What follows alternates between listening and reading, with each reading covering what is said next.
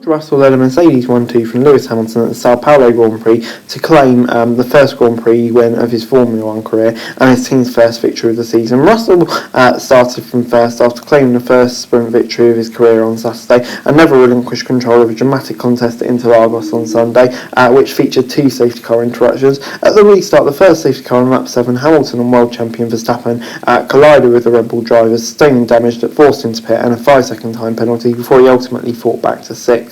Hamilton dropped to 8th but brilliantly recovered to 2nd before a safety car followed Lando Norris' retirement, brought him into striking distance as the race resumed with 11 laps remaining. However, Russell stayed calm to keep Hamilton out of the DRS range in the closing stages and crowned a brilliant debut season with the team, in which 24-year-old leads the 7-time world champion by 23 points going into next weekend's season finale in Abu Dhabi. What an amazing feeling, Russell said. It's been an emotional rollercoaster this season. This was a tough race. I felt in control. Lewis was super fast and I saw the safety car. I thought I was really going to be in for a difficult end and he put me under so much pressure and speechless. The victory offers significant consolation for Mercedes in a season where the 8-year streak of constructors' titles was ended by Red Bull and brings them within 23 points to second place Ferrari ahead of the final race. Moments after the Hamilton-Verstappen incident, Norris and Charles Leclerc also collided, with the Ferrari driver being from the back of the field to finish 4th behind his teammate Carlos Sainz, who completed the podium. Verstappen, who sealed his second crown in Japan with 4 races to spare, ignored the team on the final lap to allow Perez through in his battle with second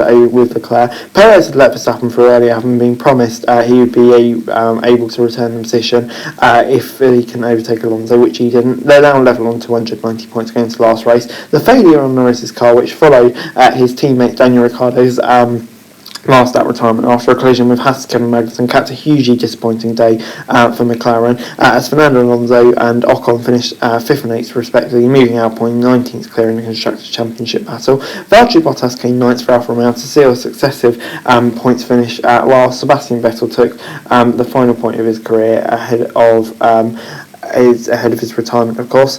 But after a stunning wet qualifying on Friday that saw Kevin Magnussen take his and Haas's first pole in F1 and a thrilling sprint on Saturday in which Russell outpaced Verstappen to triumph, Sunday's race had tough acts to follow. However, the brilliant Interlagos circuit had provided so many classic F1 moments in the past and delivered again in the 71-lap race with all-way drama and action. Russell, starting from first for just the second time in his career, got a perfect S-way lead comfortably in the first corner from Hamilton, who also moved clear of Verstappen and Perez in 3rd and 4th. However, the action was quickly halted as Ricciardo, attempting to overtake Magnussen at turn 9, made contact and saw both retire with a sole safety car deployed. The race didn't resume until lap 7 when Russell this time produced a strong rolling start to pull clear, but left Hamilton fending off Verstappen. The Dutchman was level as they went around the first corner, but Hamilton had got back ahead as they approached the second turn and left little space for Verstappen, and as a result they had a collision. Hamilton went off the track and dropped to 8th, while Verstappen needed to stop for a new front wing, which led to him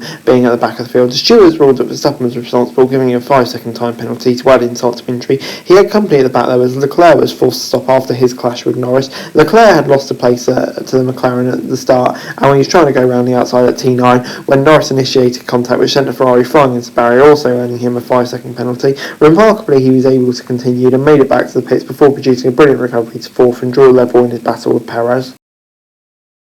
The race was interrupted on lap 53 to give it an extra bit of flavour after Norris's retirement. Initially only a VSC was ordered, during which Sainz and Alonso pitted for fresh softs before a full safety car deployed as the marshals struggled to move Norris's car with the aid of a recovery vehicle. Perez, who Hamilton had passed to go to second before the safety car, was the only member of the front runners on medium tyres rather than high performing softs when the race resumed with 11 laps and was quickly passed by Sainz, Leclerc and Alonso. This led to the recovery of Verstappen behind him and prompted Red Bull to order the Dutchman through to give him a shot at passing Alonso for 5th, under the proviso that if the order would be reversed if the world champion fouled. With Verstappen not in striking range of Alonso on the final lap, he was told to give his position back, but ignored the radio call and said he had his reasons. Verstappen was seen talking to his manager and team principal Christian Horner in the paddock after the race before they addressed the media, while Perez said he was really surprised and disappointed after everything he's done to support his team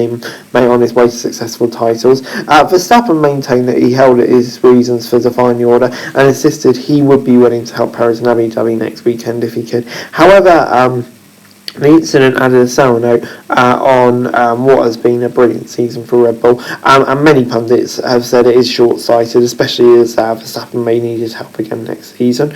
But yeah, moving on into the final race results before I go, George Russell winning and Hamilton second. Yeah, I mean, just hats off to Mercedes. Great drive from both of these. Russell to handle the pressure, Hamilton brilliant recovery.